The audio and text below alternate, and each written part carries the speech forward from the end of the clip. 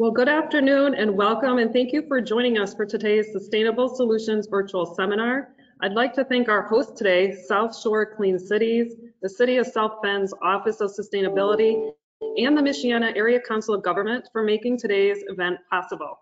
My name is Jill Scicchitano. I'm the Industry Growth Director for the South Bend Elkhart Regional Partnership, and I'm going to be moderating today's seminar. Just a little housekeeping before we get started. All attendees are in listen mode and will remain muted for the duration of the seminar. If you have any questions throughout the presentation, just type them into the question pane on the right hand of your screen. We will be allowing time at the end for question and answers. We'd love to hear from you, so please make sure you enter your questions in for us. A recorded version of today's seminar will be available to view on South Shore Clean Cities website on their resources page. We have a fantastic lineup of speakers with extensive expertise on the topics being featured today. This afternoon, we're going to hear how regional business, university, and government leaders have implemented sustainable practices in their operations and get the opportunity for an exciting virtual tour of City of South Bend's sustainably designed Howard Park. So without further ado, we will turn the time over to our first presenter. I'm thrilled to introduce Kelly Weger. Kelly is the lead project manager of sustainability at Purdue University's Manufacturing Extension Partnership. She works with companies throughout the state of Indiana to provide advice and technical assistance to manufacturers and other businesses. She manages Purdue MEP sustainability services to help improve companies' triple bottom line. Kelly is a registered architect in the state of Michigan, a LEED accredited professional, and AEE certified energy auditor. She has over 15 years of experience working on commercial, government, and industrial products, and we're excited you're here today. Welcome, Kelly. All right, thanks, Jill. I'm happy to be here. Appreciate the invite to come back and talk to everyone today.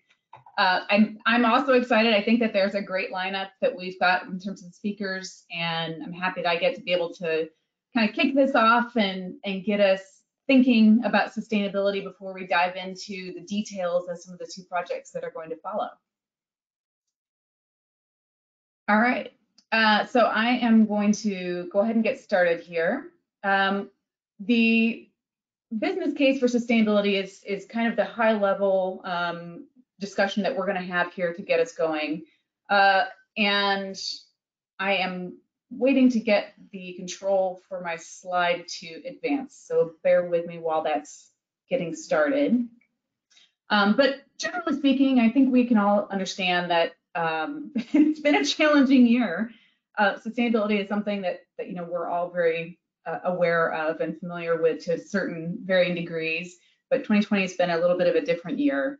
So with Purdue MEP, as you can imagine, what we do, we're a nonprofit that focuses on mostly manufacturing companies, and we provide training and consulting. And it's been a very interesting year as we've been helping manufacturers to adapt.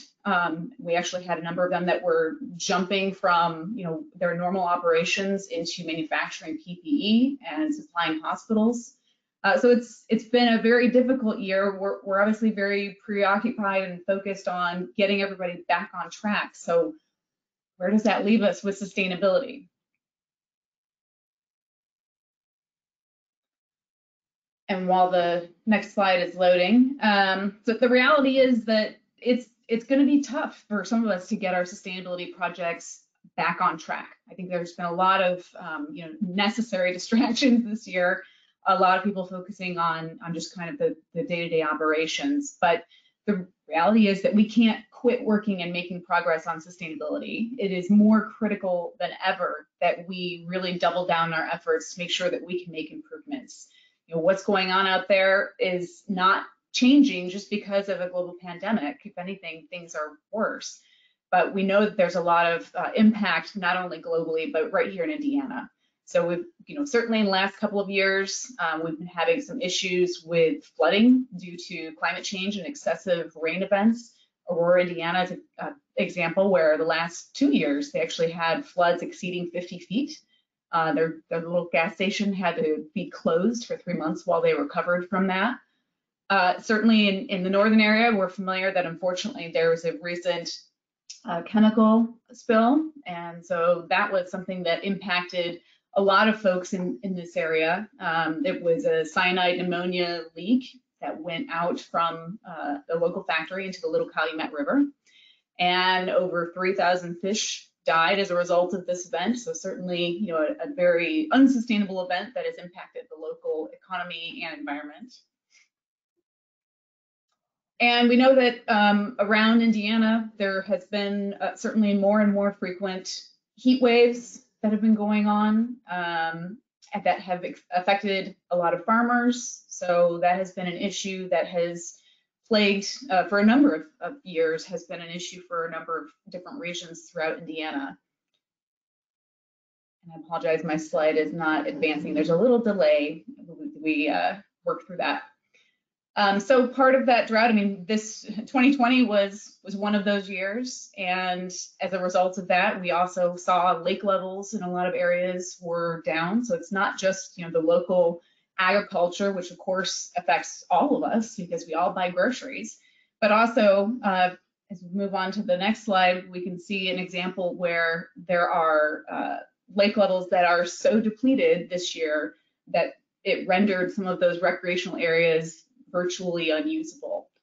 So all of this is sort of the doom and gloom part of it, but the reality is we can't stop making progress. So how do we move forward as we look ahead? The nice thing is that Hoosiers are a very resilient bunch, and I think sustainability folks are probably even more resilient than the most common folks that are out there. But we're going to plug ahead and find ways to keep our projects moving forward. So the first thing we have to be able to do is have a shared definition of sustainability. So the definition that you see there is pretty basic, able to last or continue for a long time. That's something that we would expect everyone to want for themselves and their companies. The next definition there is the most common one that we use in the sustainability world, which is meeting the needs of the present without compromising the ability for future generations to meet their own needs. This is one that we have utilized for the last 30 or so years. And there's one more definition, which is that in every deliberation, we must consider the impact on the seventh generation. This comes from the Constitution of the Iroquois Nation. It is a very different scale. Hopefully within those three different definitions, you can find one that makes sense to you in terms of how you approach sustainability. So traditionally, or at least historically, there has been this misperception of sustainability and what it means. Folks that believe that it is really 100% focused on the planet, just throw your money down the toilet and really focus on that. And that is not the reality. The actual understanding of sustainability currently is this delicate balance of people, planet, and profit. So with that, when we find that we're addressing all three of those, we can find that balance that we call sustainability, which is important for our companies. And this balance, people, planet, and profit, is part of the business theory that we now call the triple bottom line. So compared to the historical approach of just focusing on profits, there's been a shift, and it's been a pretty dramatic shift in the last decade or so that we've seen that becoming the new reality. So how do we apply the triple bottom line? We can't just focus on profit. That doesn't work. We understand that if you are only focusing on that you can, maybe get away for a short period of time, polluting or treating people poorly, but it's going to catch up with you. So it makes it unsustainable for a company if they're only doing that. Likewise, you can't only focus on the planet. You can have a really amazing, ecologically focused company, but if they can't pay the bills and can't keep their doors open, they're not sustainable either. So same goes for people. This is probably the one that has the furthest to go in terms of being incorporated equally, but we can't treat our employees, we can't treat our community poorly and expect that our business is going to be sustainable. So truly all three of those need to be addressed when we're talking about a sustainable company in 2020 and the triple bottom line. So why are companies becoming more sustainable? We'll talk a little bit about how this varies depending on where your company or organization is at. Your reasons for being interested in this are going to change, hopefully, and adapt over time. So most companies, when they start their sustainability journey, they're probably doing more reactive types of goals. So they're thinking about regulations perhaps that are coming down the line. Maybe they're starting to get asked from their customers and they're starting to get a little bit of market pressure. It may just be that they're looking for more cost savings opportunities, which is perfectly fine. It's a win-win when you're both helping fight climate change and saving money. So there's a lot of different reasons why companies may be choosing to go down this path. When you look at the numbers, you realize that all of the big successful companies are pretty focused on sustainability these days. As of 2020, reporting on 2019, 90% of the S&P 500 companies publish sustainability reports. And what we've seen is that the tide has turned. In order for companies to truly stay current and stay competitive, they have to start focusing on sustainability. It's just what the market wants and what the people want. So does that mean that we have to be cutting profit in order to be able to be more sustainable? Absolutely not. You know, again, that's kind of the old school thinking that people used to believe, but as we've now seen, as this has become a more normal and common part of good business, a lot of those companies that are focusing on sustainability are actually performing more successfully financially. So that's a great benefit. But the reality is that if you want to keep current and stay afloat, you've got to be adaptable and you have to be able to innovate. Business as usual is just not good enough anymore.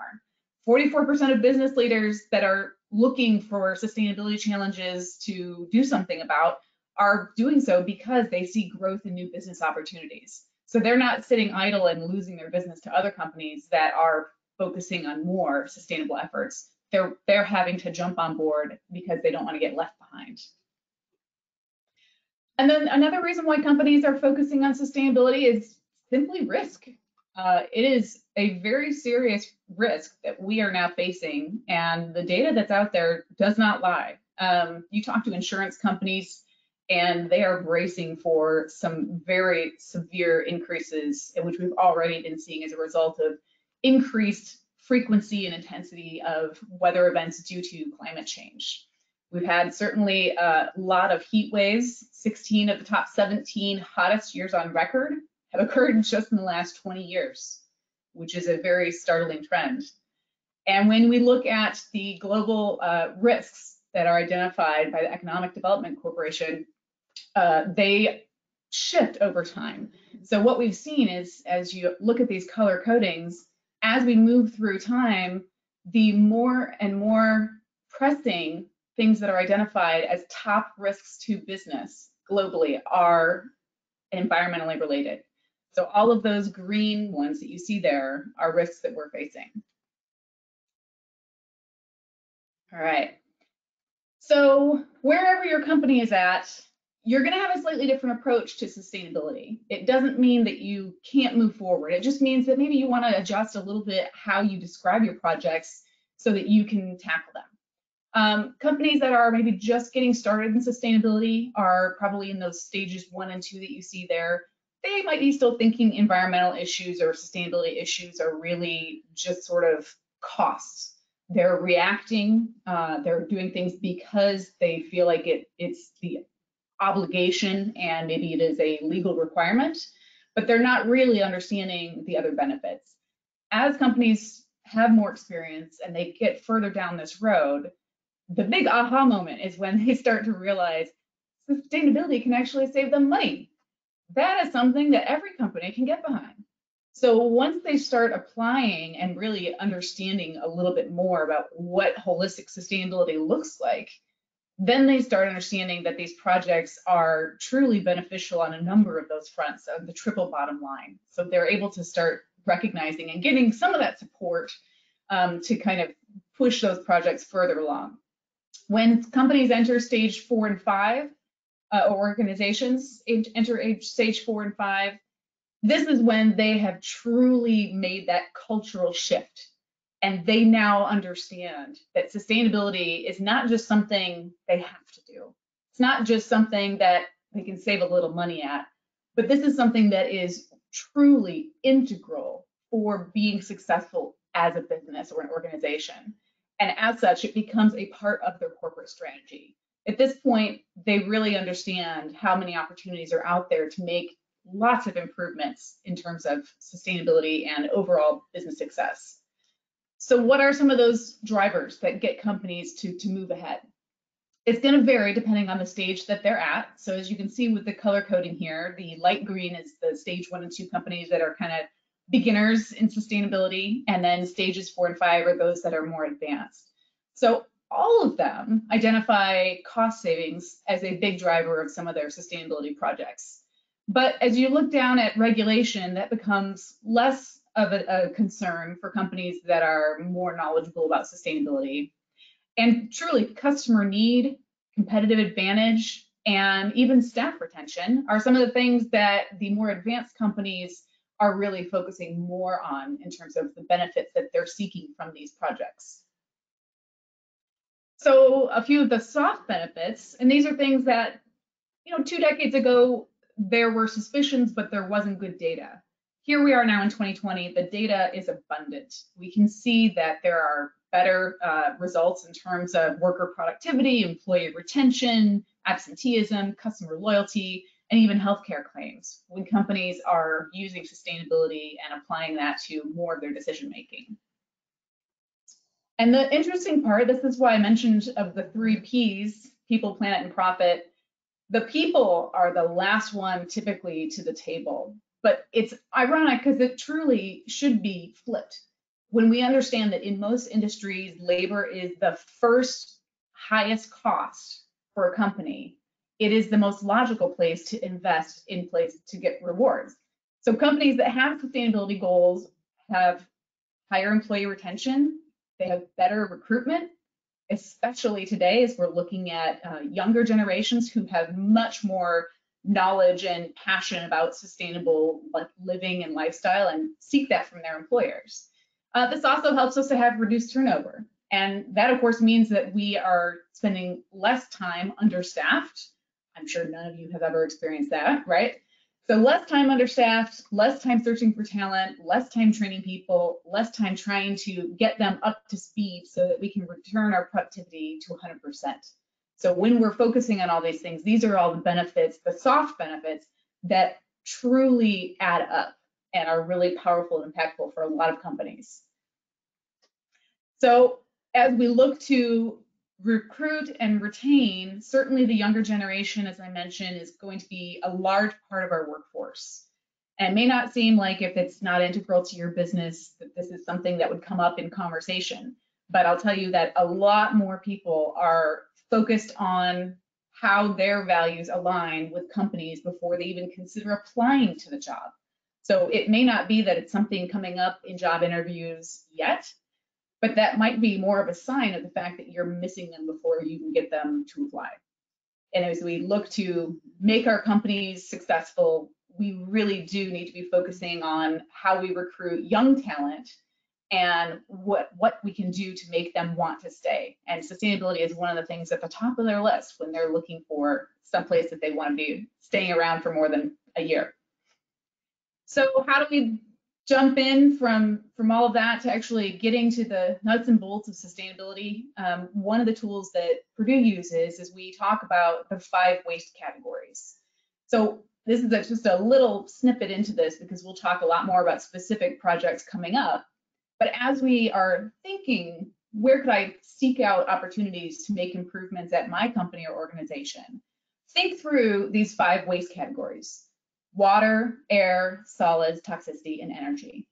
In each of these, if we sort of scan our facility and our operations with each of these lenses, we can start to see amazing opportunities that are right in front of us that we may be wasting. For example, water is an area where we've seen a lot more improved interest and great projects here in Indiana, whereas when I joined Purdue 7 years ago, most people really didn't think about water because they think water is cheap here. Why do I need to even think about it or try and reduce it? But the reality is you're paying to bring water in most cases. You're probably then paying to pump it. You're paying to potentially heat it, paying to cool it, possibly paying to filter it if you have a reverse osmosis system or something like that. So all of these ways that we have embedded costs in how we use water amplify significantly the amount of money that we're spending on water. So even if money is your only driver for your organization's decision makers, there's still opportunity there that we're probably just completely missing. So all of these, we can certainly start to apply the triple bottom line to as well. So whenever we're making any decisions related to water, air, solids, toxicity, and energy, think about that triple bottom line and how we can make decisions and make opportunities that could be more beneficial on all three of those fronts. So that'll kind of wrap up our intro to thinking about sustainability. I implore you to take action, get ready, don't sit around and wait. I know that this has been a challenging year on a number of fronts, but it is definitely time for us to start to look to the future and move forward. As we do so, you have a choice. You can either focus on the pessimistic viewpoint of it's difficult to sell sustainability projects, or this is going to be a challenging year for me to get funding for this, or you can focus on the future and the positive side of this is exactly the time when we need to be investing in sustainability, because all of the benefits that we can get from these projects, you reap rewards in a number of ways through the triple bottom line. So a sustainability project may be exactly the right kind of project for you to move forward with at your company. That's it for me. Thank you very much, and I look forward to hearing from our two following projects, and hope you all enjoy your conference.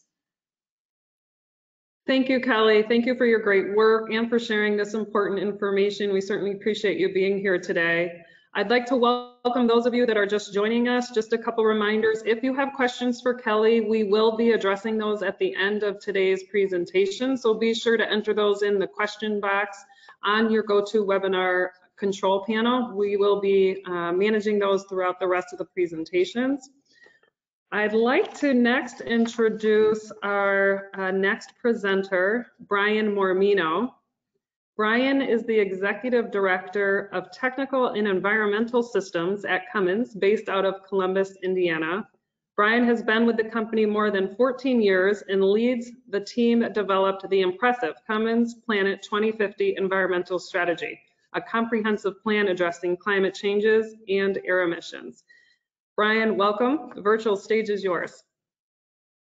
Great. Well, thank you very much. I really appreciate the opportunity to be with you today.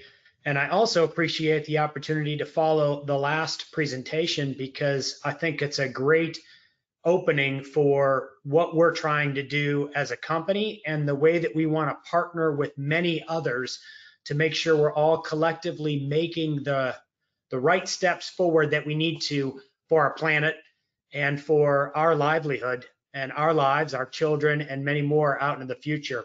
And that is why I titled this The Power of Sustainability, because we truly believe that taking sustainability actions comes with a whole lot of power in terms of addressing the challenges that we have in front of us. Cummins is a 100-year company. We are located in Columbus, Indiana as our headquarters, but we are all around the world in terms of the power that we provide for our customers. I start with this opening just in terms of the applications and the machines and everything that we provide this power for, but I like to start with the values and who we are as a company, because it is what attracted me to the company. My background actually is in government.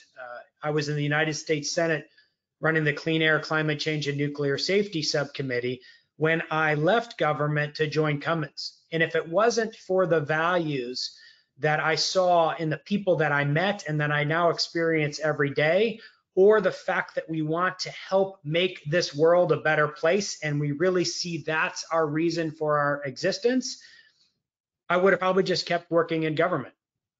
And this mission statement of making people's lives better by powering a more prosperous world is a mission statement that our leaders rethought when we were approaching our 100-year anniversary, because it really brought together key elements of who we are as a business. And I think the best way to put that in context is that Cummins, with all the countries and the partnerships that we have around the world, we provide power in these ranges of markets. So you see everything from big trucks that are on the road to buses, defense equipment, agricultural, rail, power generation. And the point that what we're trying to do as a company is to continue to do those things, meaning deliver goods to your doors, keep hospitals running, build bridges, but do it with less and less environmental impact so we can be part of the solutions going forward, and do it across everything that we reach. And with that, I'd love for you to watch this video.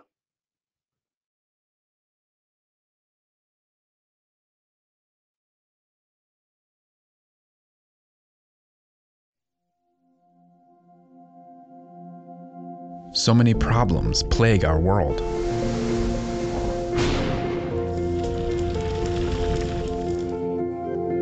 As our planet's population continues to grow, so does the strain on its resources.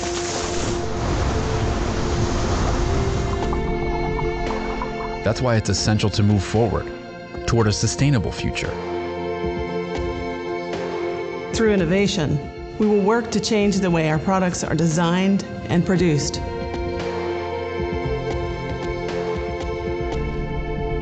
We will change the way we think about our planet.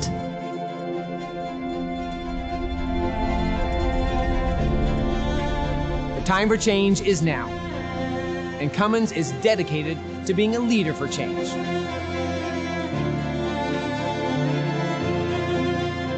That's why we're launching Planet 2050, our strategy to making people's lives better by powering a more prosperous world.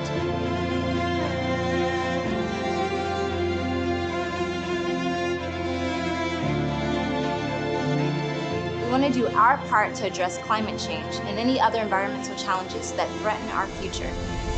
It's our mission to leave a positive impact in every community where we operate. In 2050, will we look back and say that we should have done something? Or will we look back and say, we made a difference? As we evolve our processes, our strategy will evolve with us. We will change what we can, and that means changing everything.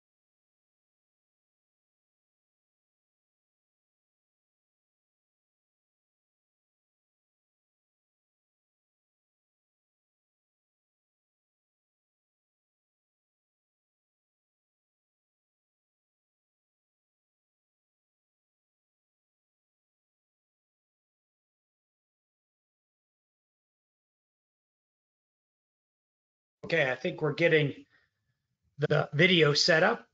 Going back to the presentation.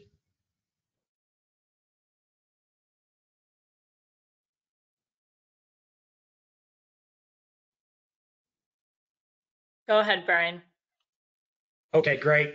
Thank you very much. So with that video in mind, and thinking about a lot of the key themes that were presented there and some of the actions that Cummins has approached, I wanna step back a bit and help think through the basis for that. So this is a very simple slide. I think Kelly actually went through a lot of the material in her presentation. But at Cummins, we think about these big issues that are affecting our business, they're affecting our partners, they're affecting our stakeholders.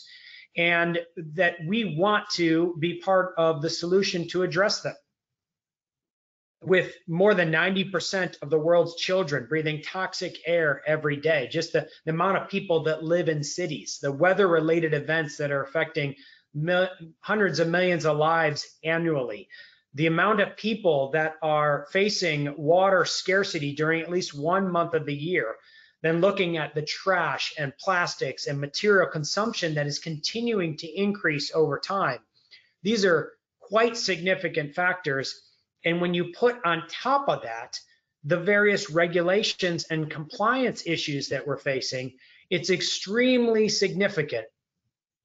And this is a place where you can be overcome with the trends, and how do you operate in that situation to both excel on your business side and also be part of the solution.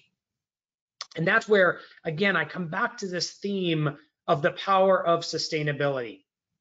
Cummins has been on a journey to address sustainability and really make sure that our strategy is about sustainability, because we want to take action before things are required, like you see on this slide, before we hit some of these very significant trends, and we're feeling that every day and it's too late for us to act. And so where did we start? We started a while ago, 15 to 20 years. But in that process, we needed to understand what is our impact. And this is a very high level, simple assessment, but it gives you a picture of the way at Cummins that we look at these issues. We look at them in a sense of you've got to wrap your arms around it holistically. So when we buy something, it took energy, water, and waste to make it. When we sell something in terms of our products, that is used in use. And so that can emit greenhouse gas emissions. And so from a footprint analysis, understanding what your impact is and your biggest impacts then gives you places where you know you can focus. But you've got to think outside your four walls and where you're partnering together.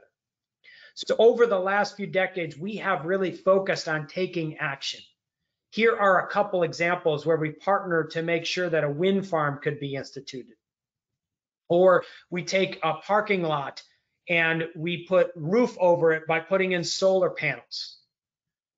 Just a brand new water hub that we just launched in Rocky Mount, North Carolina, on how we're using very innovative practices to conserve water in a very significant way. In India, it's about building check dams or other ways for that to help the communities conserve water, and a concept which we call water neutrality, where we work with the communities to get access to equal or greater amount of water than we're using in our operations in that location. So 15 sites we have in very water scarce regions are water neutrality. We've helped the communities get more access to than what we use. We're using some innovative actions like dumping a dumpster in the middle of a plant floor so that we can look into it, understand what we are and are not recycling, and have employees and others engaged in that. And lastly, engaging with customers, we sell the power that goes in that mine truck. But how do they optimize it so that it gets and uses the least amount of fuel, which saves them money and adds to that triple bottom line that was talked about in the last presentation? So these are examples of the various actions. But in our 100th year of existence as a company, which was in 2019, we took the next step into put together a much more comprehensive, expansive, and aggressive environmental sustainability plan.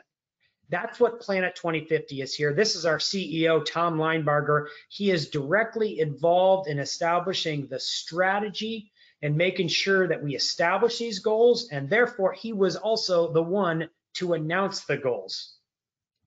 Planet 2050 is comprised of 3 different focus areas.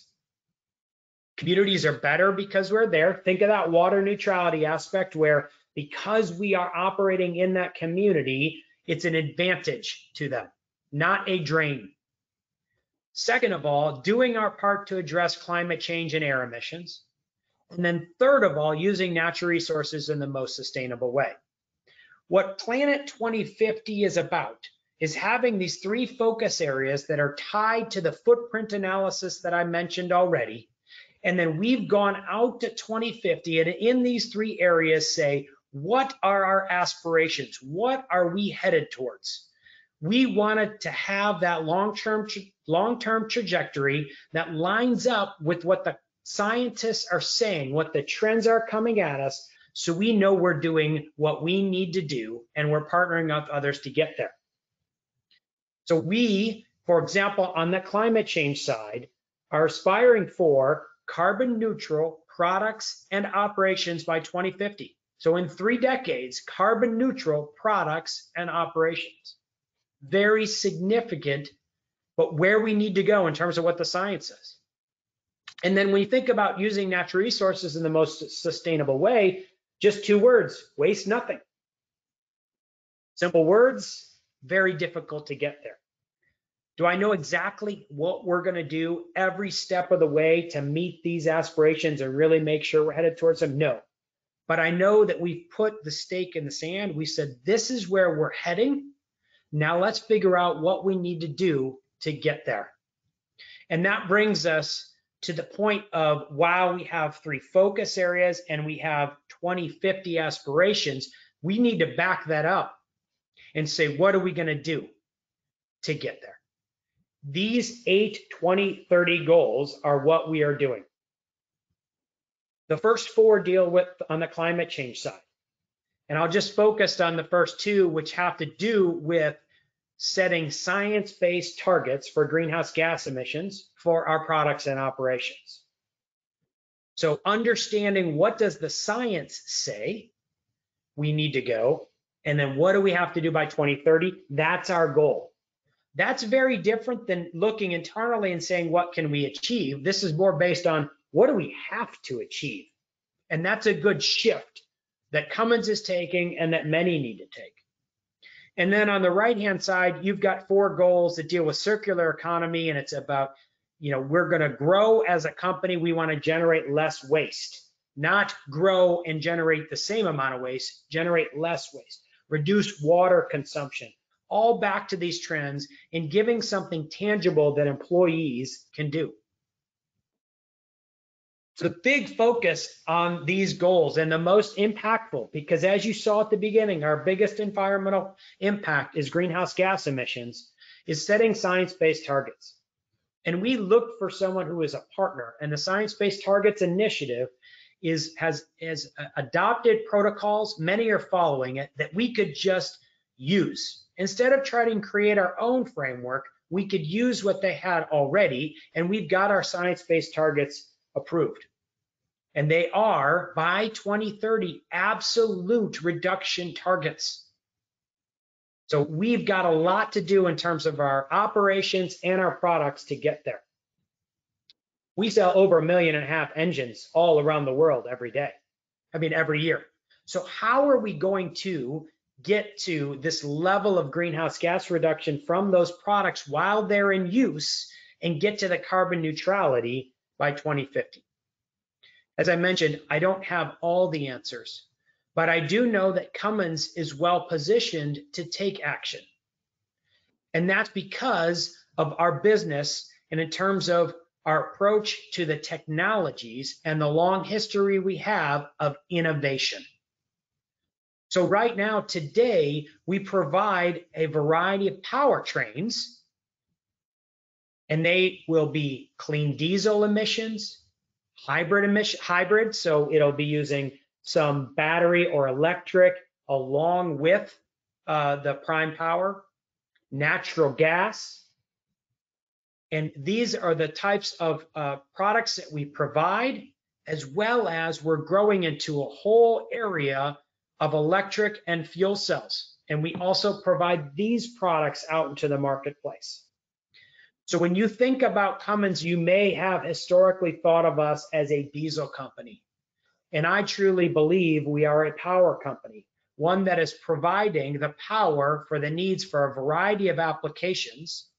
And because we've got diesel, natural gas, hybrid, battery, fuel cells all under one roof, we are well positioned to provide the power in a more sustainable way and really move our partners and many others towards these goals that we have to achieve as a society.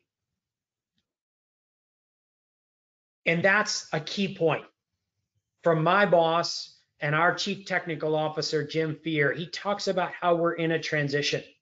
The expectations are changing rapidly, and we must innovate to deliver what our customers expect. And what you might see intrinsically in this is this stakeholder perspective. That we, as a company, if you're trying to power a more prosperous world, you have to take into account across all of these stakeholders, the actions that you're taking, how do they satisfy the needs and help be part of the solutions for all of these stakeholders? And when you think about the different stakeholders, customers are certainly at the forefront, as we heard from Jim Fear, our Chief Technical Officer. And so we are partnering with them in terms of providing the power that they need to do the work that they need, and doing it in a more cleaner and sustainable way over time, and moving towards some of these new power like battery electric and fuel cells. Very exciting times on how we're partnering with customers, and they're demanding more and more. Investors are also demanding more and more as we're seeing the various initiatives like SASB and GRI and TCFD and CDP, and Cummins is really engaged in making sure that we can be a transparent organization, help them understand what we're trying to do, why we're trying to do it, give them the data behind it, because again, investors, our shareholders, frankly, the owners of the company are expecting this more and more. And then engaging with our communities, again, that third pillar of Planet 2050, but also a long history of community engagement that Cummins has to be part of the solution. So how do we engage with our communities? We have so much expertise that we're applying. How do we understand their needs, come alongside and partner with our communities to help make sure we're linking arms and providing that broad stakeholder value? And it doesn't stop there. We have to engage with governments as well to make sure that we're putting in policies that are truly aimed at this carbon neutrality. There's a lot of power in collective action. There's only so much you can do voluntarily in partnerships. We've also got to have governments engaged in bringing everybody along, and we do that in a variety of ways as well. So with that, I want to leave you with this final thought, that when you start off and you think about some of the trends and the issues that are facing the planet, that are facing people, water shortages, waste challenges, greenhouse gas and climate change, I think you can get to a place where you might not even be able to act because it's so overwhelming. And what I would say is that we see such power in linking together, leveraging each other, and using our networks. So this is what makes me so excited about my job and my role and what I do every day, is that I get to move towards powering a more prosperous world, which means that we must have a healthier planet, which means also that when Cummins is in 190 countries, over 60,000 employees, tens of thousands of suppliers, producing over 1 million different engines per year, and all those governments in 190 countries that we can collaborate with, and partners and customers and suppliers, if we can leverage all that and we can leverage all of you together, we truly can make a difference. And that is the power of sustainability, and why I'm so grateful that you're focusing on this and that we get a chance to share with you today. And when we get to it, I'd be happy to answer any of your questions. Thank you. Thank you, Brian. Wow, that was a great presentation. Thanks so much for sharing that with us. Gosh, we're fortunate to have you here leading such important initiatives that are impacting generations to come. Thank you so much. If you have questions for Brian, be sure to put those in the question portal on the control panel here. We will be addressing those at the end of the presentations today. And we will have a recorded version of today's presentations available as well. I'd like to introduce you now to our next presenters, Therese Dorau, the Director of Office of Sustainability for the City of South Bend. Therese was instrumental in launching the Office of Sustainability for the City of South Bend under Mayor Pete Buttigieg and the release of South Bend's Carbon Neutral 2050 Climate Action Plan. Therese is joined today by Adam Parsons. Adam is the Director of Facilities Management at the City of South Bend with over 10 years of experience in a variety of industries, leading key initiatives as the Sustainable Project Manager for the City of South Bend previously. I welcome Therese and Adam as they take us through an exciting tour of the sustainably designed Howard Park. Adam, Therese, welcome. Thank you. Thank you. Well, Adam and I are going to do a little bit of back and forth with our presentations, and then we do have a video of some special sites at Howard Park. Before we dig into the specifics of the park, I want to talk about our approach to sustainable business in general. Sustainability is essential to how we operate our organization because it protects the core business of the city. I want to start with a reminder of our mission and our customer. Our mission is that we deliver services that empower everyone to thrive. And our customers are the residents. So this photo is, to me, a snapshot of what we're trying to protect in South Bend: a diversity of faces, of seasons, of passions, of talent. But here's what we know, and Kelly touched on this a little bit, but we know that climate change will impact our residents. Indiana-based scientists have analyzed historical data and models to project the impacts in St. Joseph County and around the state. We know that we can expect heavy rainfall and localized flooding, extreme heat days, issues with air and water quality, and more freeze and thaw cycles, all of which affect the city's ability to serve our customers. I do have a link here to the Indiana Climate Change Impacts Assessment, which is a great tool for any of you who are curious about what to expect in your part of Indiana. There are also industry-specific topic papers, so you can see what the research is saying about agriculture, about industry, about utility space. And it may be relevant to your work as you're trying to think about your sustainability program. And so we know we have this science behind us, but we also have our own lived experience here in South Bend. We experienced in 2016 a 1,000-year rainfall, followed 18 months later by a 500-year flood. These are real South Bend images that show the damage to public infrastructure as well as private property. And that is sadly our wastewater treatment plant underwater and unable to clean the wastewater coming into the plant. And after we experienced these two events, I think it was really a wake-up call for leadership. And Mayor Pete said in his 2018 State of the City address, either we have run some extraordinary odds these last few years or something is changing. For South Bend, climate issues are no longer a political football. They are an on-the-ground reality that we will need to plan for. So we have science and experience behind us, but we also had our customers demanding climate action. Our community members, especially our youth, have been looking to the city for leadership on climate issues, been very active in lobbying their local government to do something to protect their futures. So we do believe that climate action serves our mission. It helps us improve our core business processes. It makes us more resilient to disruption, and it reduces costs. It also allows us to better serve our customers and provide the products and services that our residents want. So I'm actually going to address that second part first. With our clients in mind, we are looking to reduce the footprint of our products and services. That includes supporting biking, walking, and public transportation, along with electric vehicles, providing relevant education and information, helping residents reduce their own electric and water bills, reducing waste community events, managing our stormwater in the smartest way possible. That's just a handful of the sustainability related projects that we have invested in. I'm going to have Adam talk a little bit about the operations side and some of the sustainable features there.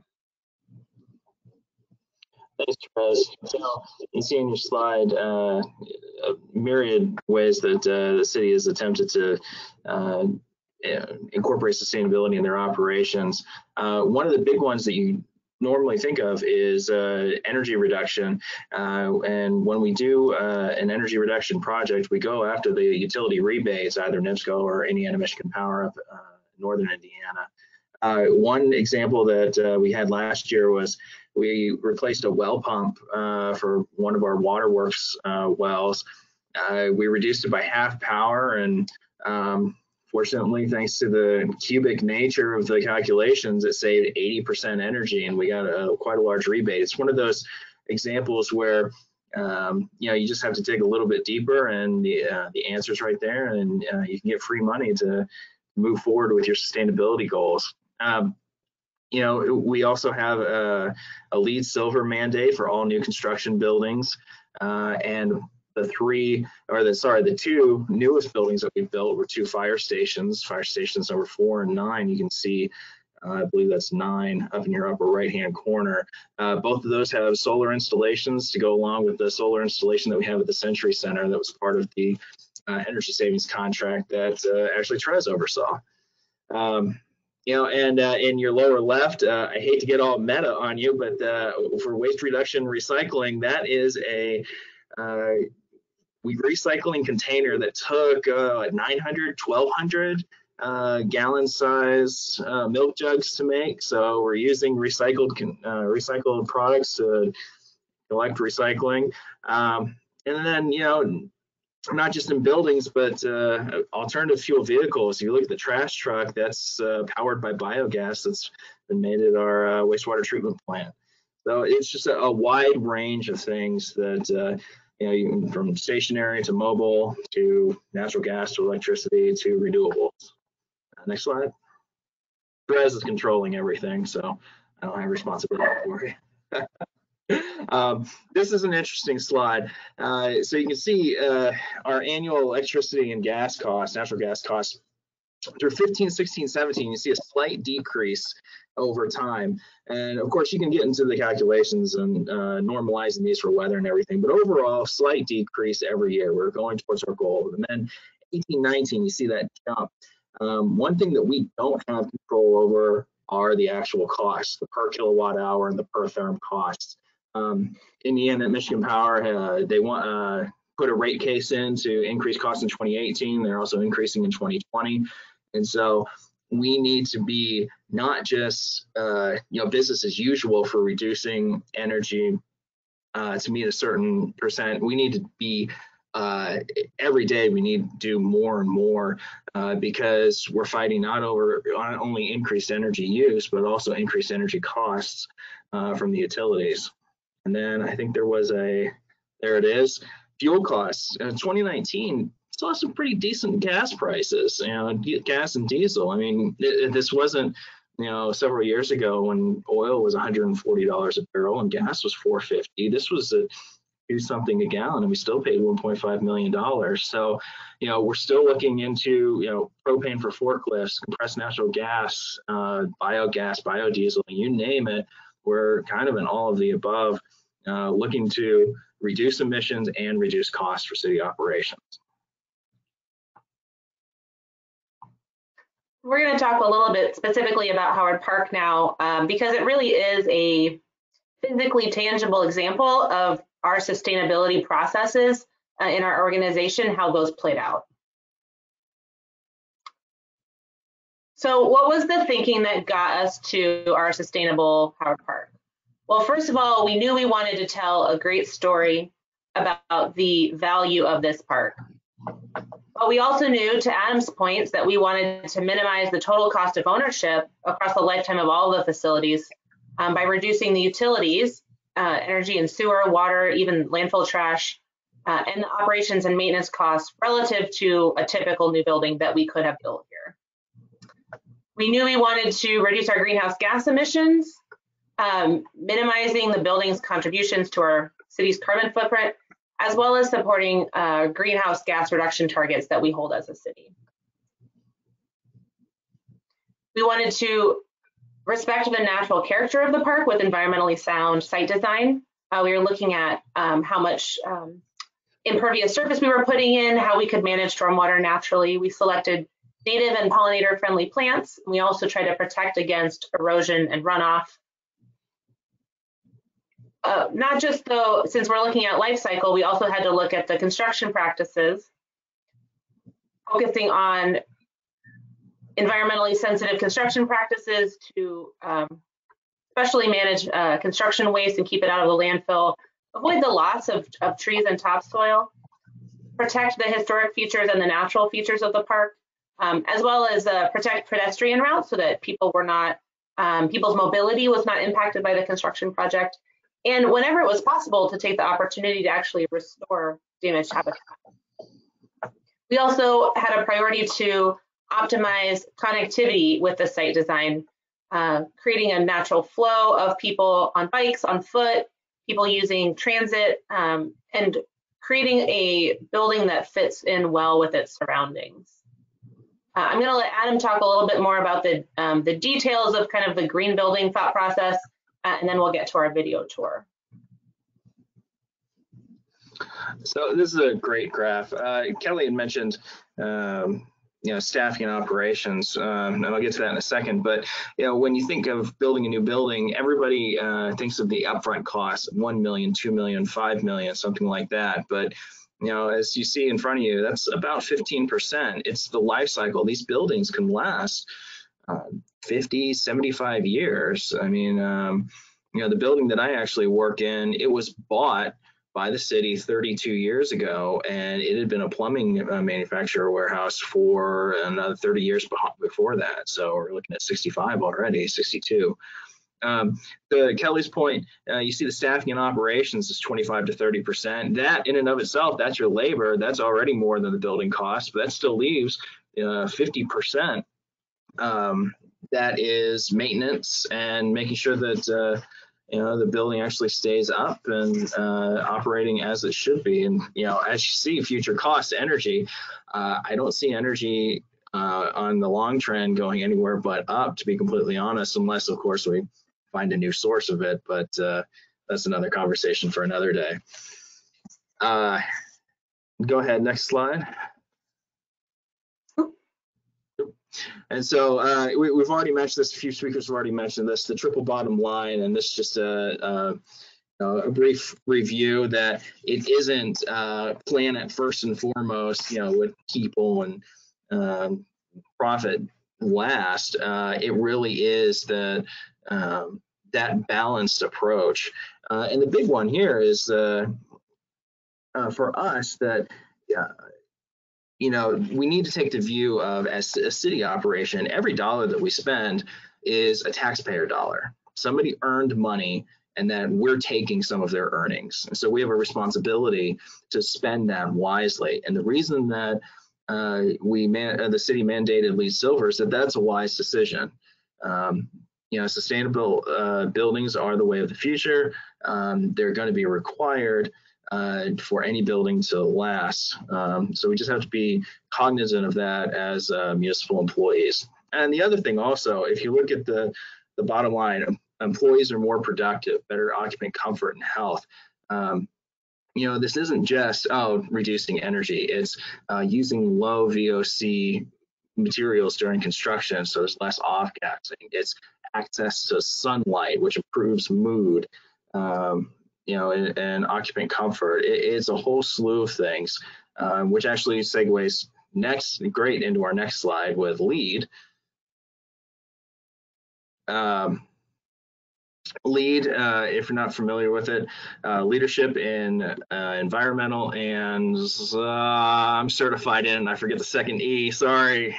Energy's in there somewhere. Yeah, something like that. Design. So I'm a lead AP in building design and construction.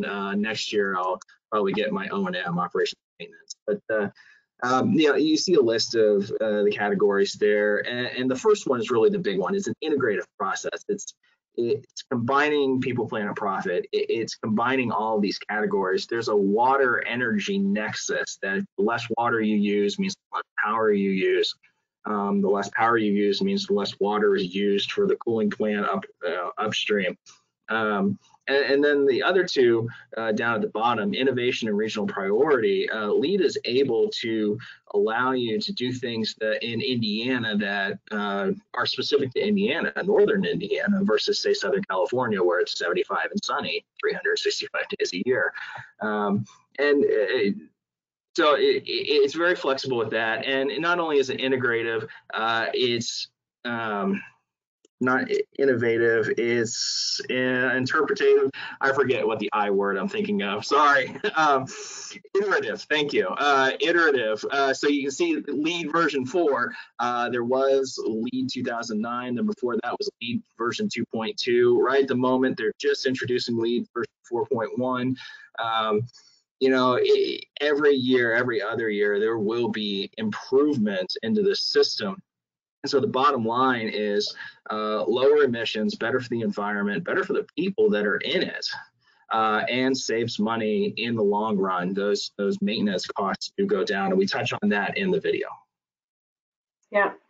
So Brian did talk, he mentioned how valuable it is to find an organization that has kind of already designed the standards and the processes, and that's a big reason that we've chosen to use LEAD, so we don't have to figure out what is a green building all on our own, but we can kind of follow these benchmarks that have been developed and know that we're getting a really high performing building.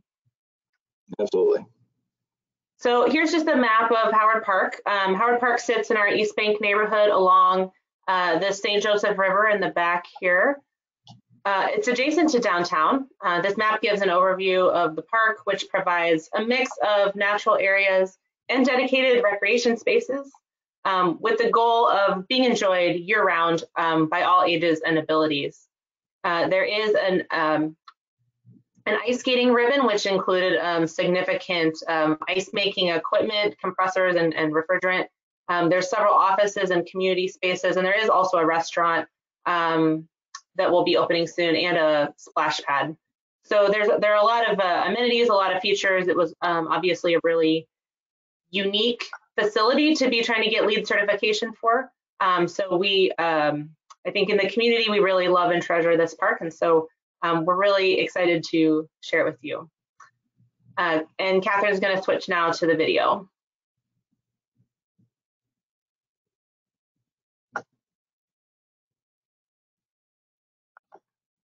Welcome to our recently reimagined Howard Park. This riverfront location is very important to our community, and in fact, the native Potawatomi referred to this area as Ribbon Town in reference to our St. Joseph River. This beautiful park actually used to be a landfill, and redeveloping this brownfield both protects the health of the river and provides tons of community amenities. One really important aspect of site design is the use of native landscaping throughout the park, but particularly along the riverfront and in low-lying areas.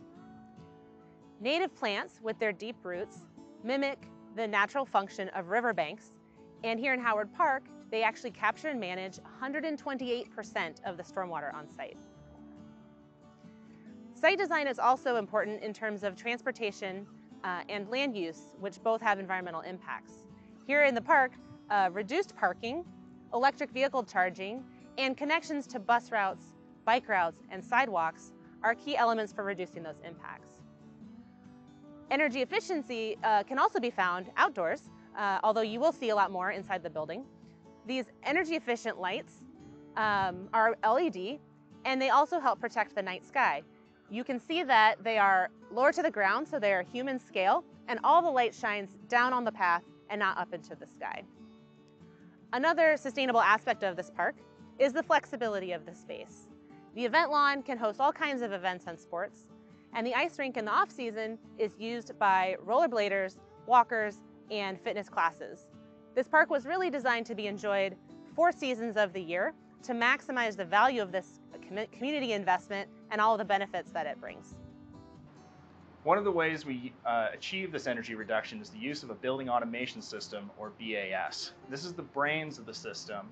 It is located on site for day-to-day controls, but all the information and the algorithms and controls are actually located on the cloud. As you can see over my right shoulder, there are thermostats here that show information, but it's also sent to people's VPA employees' phones so they can see if something is wrong and get ahead of any energy waste or possibly any damage to the system while people aren't here.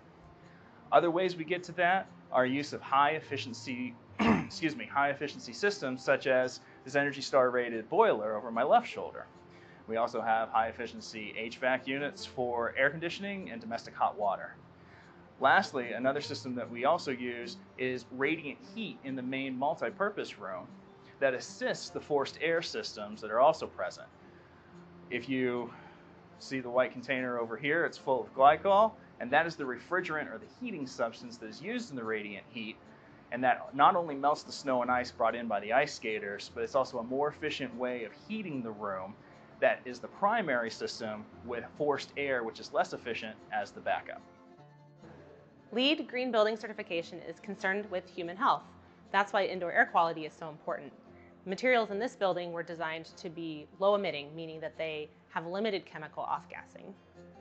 Also, the CO2 sensors help manage air quality as well by controlling the ventilation system, making sure that there's plenty of fresh air while also saving energy. Additionally, there are green features of the building that are designed to help users live more sustainably. We have recycling and a water bottle filling station to help reduce waste. And there's also informational signs to help visitors to the building understand the green features of this recreation center. One of the unsung heroes of sustainability is the restroom. But Howard Park has taken advantage of multiple avenues to save both water and electricity. A feature of today is the urinal. Not only does it have a proximity sensor to reduce the total number of flushes that you might otherwise see in a manual valve, it also uses just a pint as compared to legacy urinals, which use upwards of a gallon. So for a quick example, you stand here for about 5 seconds. Proximity sensor senses you backing up. 87% water savings. We are here in the main event space of Howard Park, and there are a few things that I wanted to show you. First and foremost is the lighting, which is a combination of both energy efficient programming and energy efficient systems. Not only are they LED lights, which use much less than halogen or other filament-based lights, but as you can see, whenever there's enough light coming in, which even on a cloudy day, there's plenty of light, half of these lights are off and half are on with further energy reduction. This room in and of itself is multi-format. I'm standing right where there would be a bench for ice skaters to take their skates off and on. And right behind me are 2 of the 3 flex space rooms. They have dividers, so you can go from 3 individual shots to 2 or 1, or even 1 large event space. What this does is that it reduced the building footprint, and so it A, reduced the construction costs and emissions, and B, reduces the maintenance costs, which for a 50-year life cycle or longer is huge.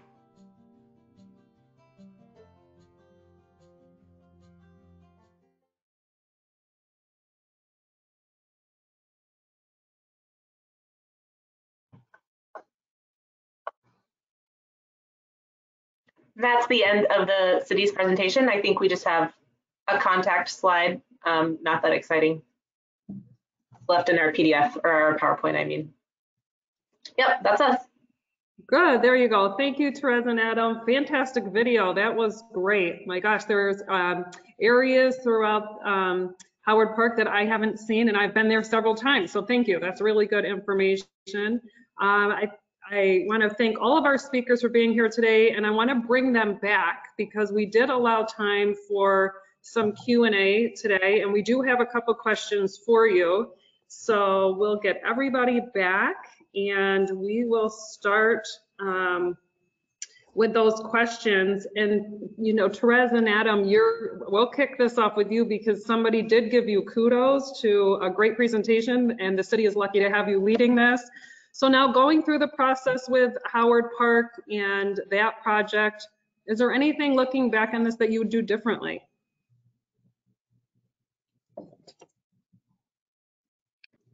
I'll let you take this one first.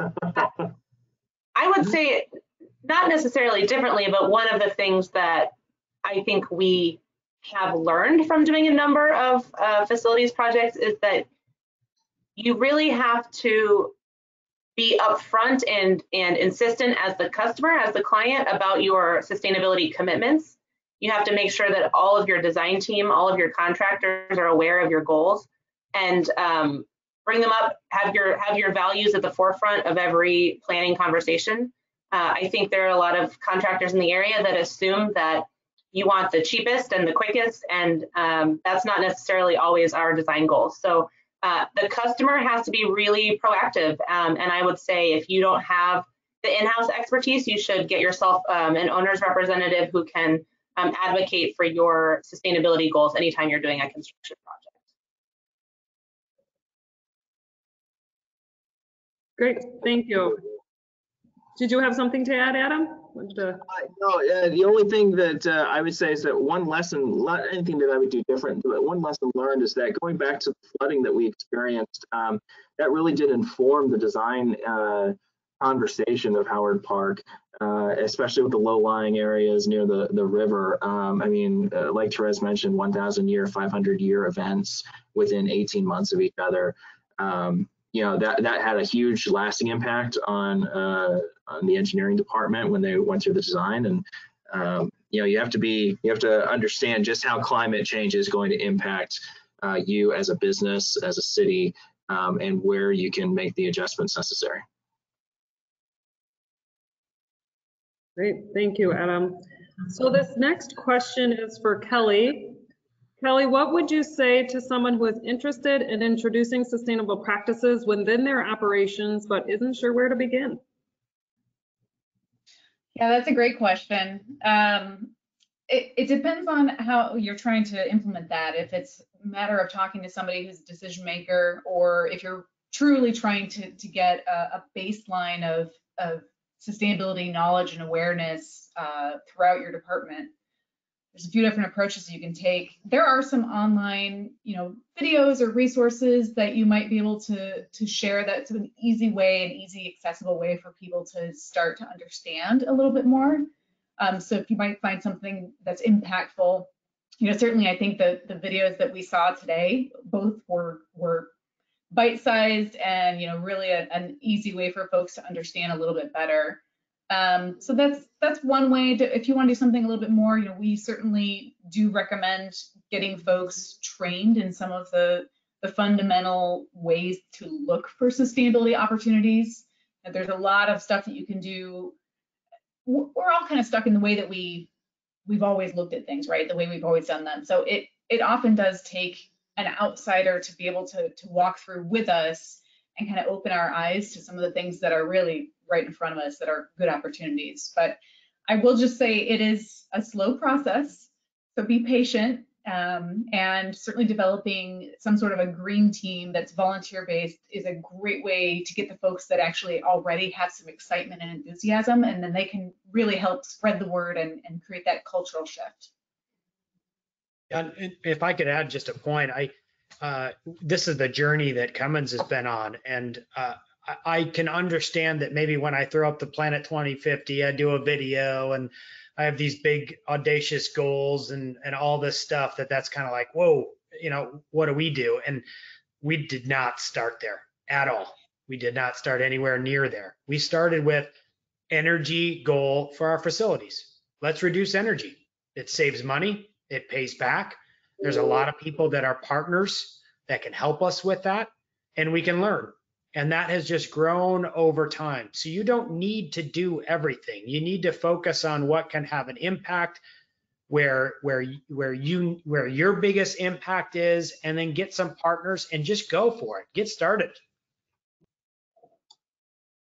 Thank you, Brian. We're going to stay with you, Brian, here and have you continue on, because a lot of questions coming about tools available to help determine ROI.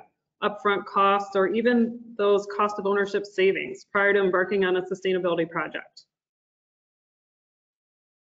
Yeah, I mean, so there's a lot of information out there. I mean, even if you're focused on your operations, I'll continue to take that example, and you're looking at energy and greenhouse gas emissions reduction. Obviously, energy is a surrogate for greenhouse gases, so you can just stay with that metric.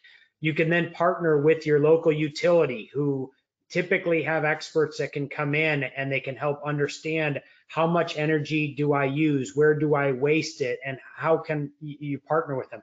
You can pay some service providers who can come in and pretty much do and manage all the work. I mean, in some places, we've had whole plants that have their lighting, which is all for a service provider because they maintain it and improve it, and we just outsource that to them because they're the experts. So they bring all the tools and the data and the analysis forward in terms of really helping us manage on a broad basis. So I know that's a general question, except to just say, I'll go back to the same point that I made during my presentation, and I think Kelly and others have made, which is a lot of people have done the work that you're thinking about doing. There's a very important sustainability term that's called beg, borrow, and steal. At least that's how we do it. Just use from other people. Go somewhere where somebody else has created it. Use their expertise. Don't try to reinvent the wheel, as we say it. There's a lot out there, and there is low-hanging fruit. I'm going to use all these different terms all together in the same sentence, but there's a lot of low-hanging fruit, and you can start in a place that provides real tangible benefit. I'm sure you have projects right now that pay back in 6 months. Go do those. Brian, can I add to what you shared? I think those were all really good points, and I wanted to, on the energy side, mention a couple other resources.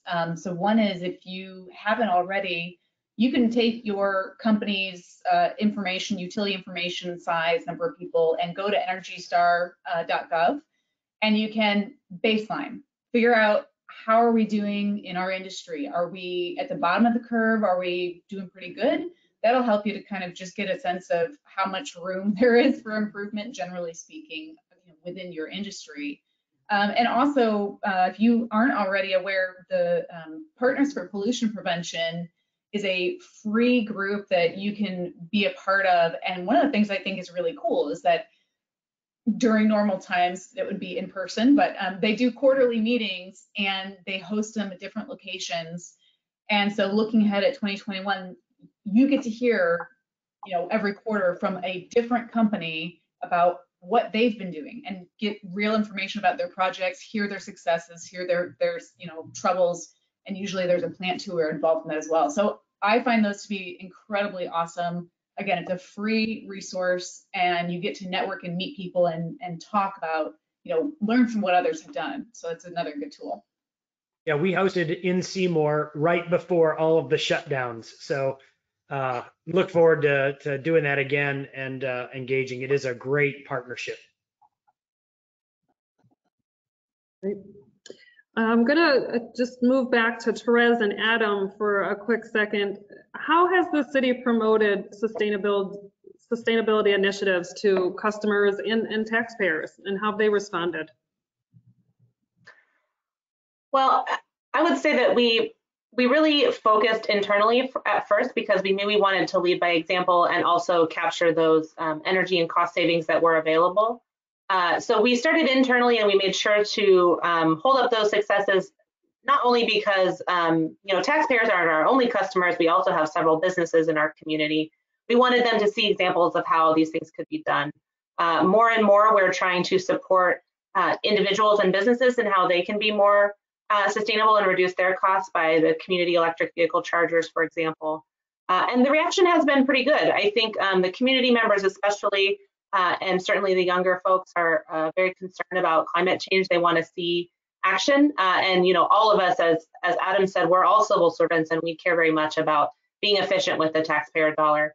So there's a lot of motivation internally to be efficient and get the best products and operations as possible. And then there's a lot of motivation when you're looking at our external customers to use those dollars wisely.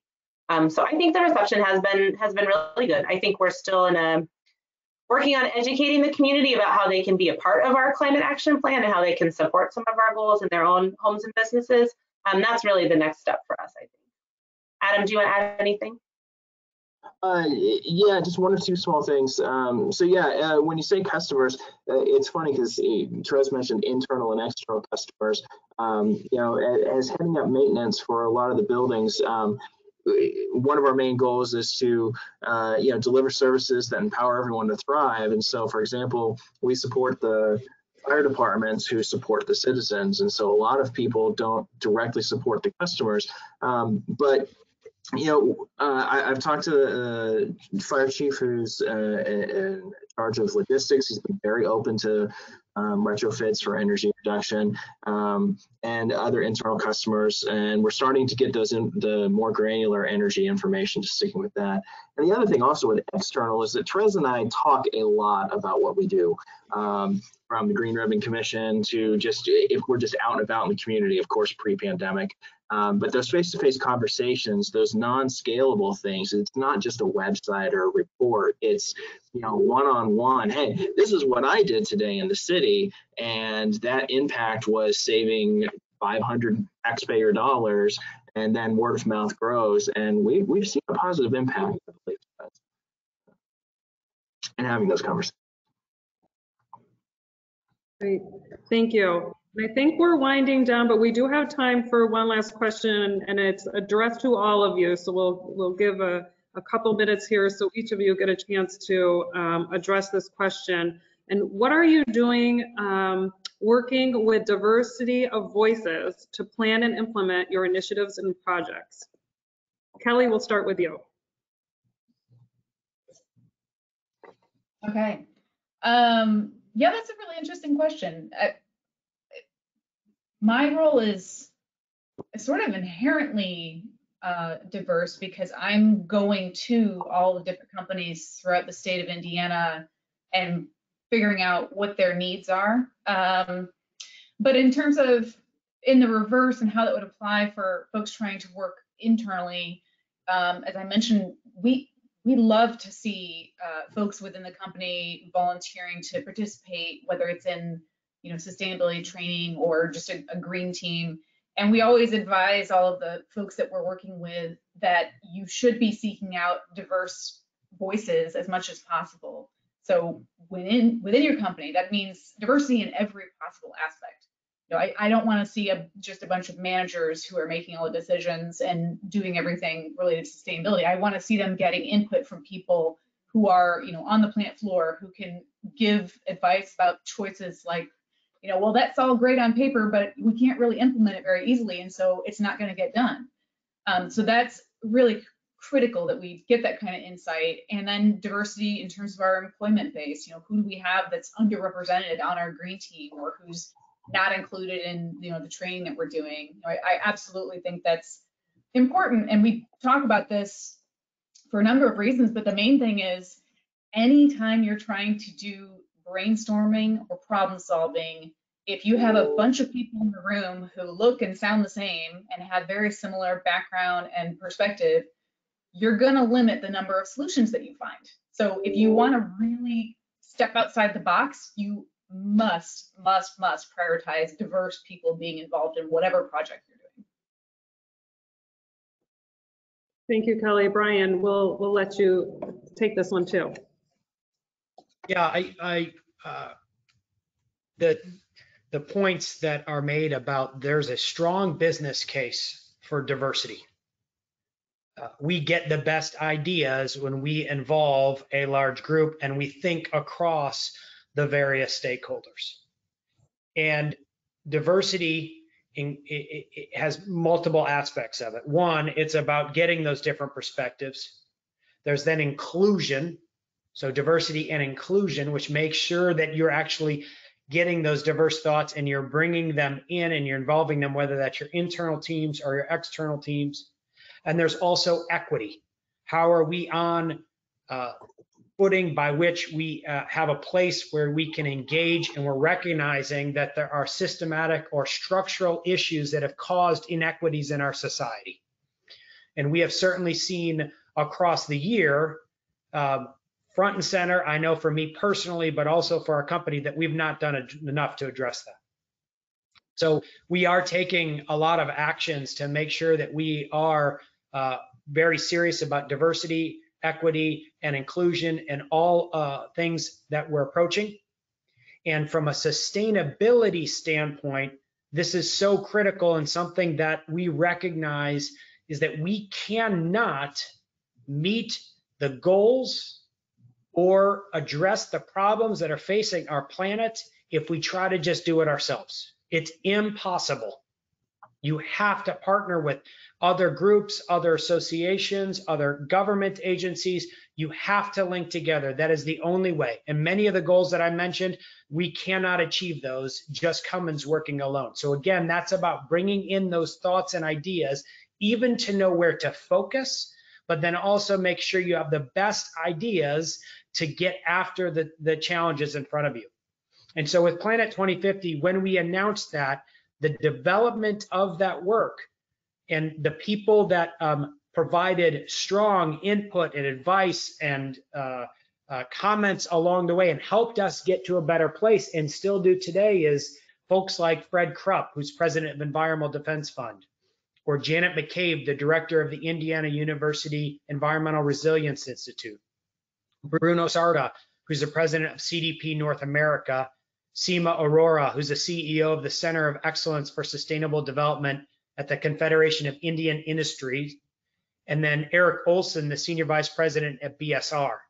These folks were listed in our press release when we announced Planet 2050 because we wanted to reach out and have them provide input at the forefront of it to say, are we focused on the right things? Are we taking the right action? And we want to have that transparent approach. So you got to have that perspective up front, and then you got to be willing to put yourself out there and allow people to transparently look at what you're doing and say, Cummins, are you doing what you said you would do?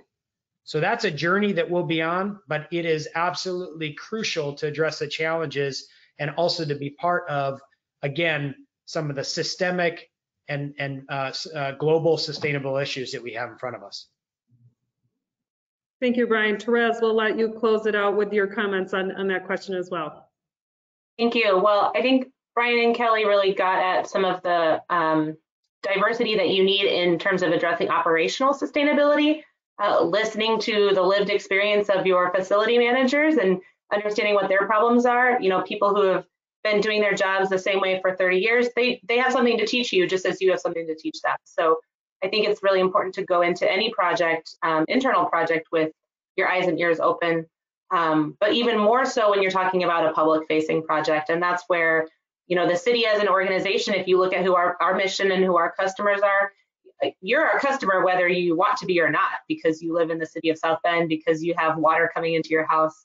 And so we do have a responsibility to serve everyone, and to make sure that any solution that we come up with is solving a real problem and not a problem that we have invented, that we are coming up with solutions that provide the maximum amount of additional benefits in terms of public health and job creation and quality of life in neighborhoods that might not have seen as much investment. So we actually have an additional, I would say, opportunity with our sustainability program, that every dollar that we spend on the community, in the community, is an opportunity to solve a bunch of different problems that our customers might be facing, and not just one. And I think that's, you know, the most creative and innovative organizations are looking for ways to solve their customers' problems in that kind of systemic way. So I'll end with that because Brian and Kelly both made great points as well. Great, thank you so much. Thank you to all of you for being here today. Thank you for sharing your time, your talent, and all that great information. We appreciate that. For those of you that attended today, their contact information is right here. It is. So if you wanted to connect with them, there the information is. I did have a couple questions about, will this be recorded? A recording of this be available? Yes, it will, and you can find that on the South Shore Clean Cities resources page, so that will be available. If you'd like to connect with myself or any of the other hosts, you can be sure to do that. We'll make sure that that slide contact information is up as well. Thank you for your time today. We appreciate you being here. And I believe there's one more bit of information, if I can just squeeze in there before we end. Yes, here it is, the Sustainable Solutions Seminar in-person conference and expo. We're keeping our fingers crossed because we know a lot of hard work goes into it, and our hosts do a great job. Mark your calendars, October 26th, 2021 at the Century Center South Bend. So we are excited to see all of you there. Thank you for tuning in with us today. Have a great afternoon.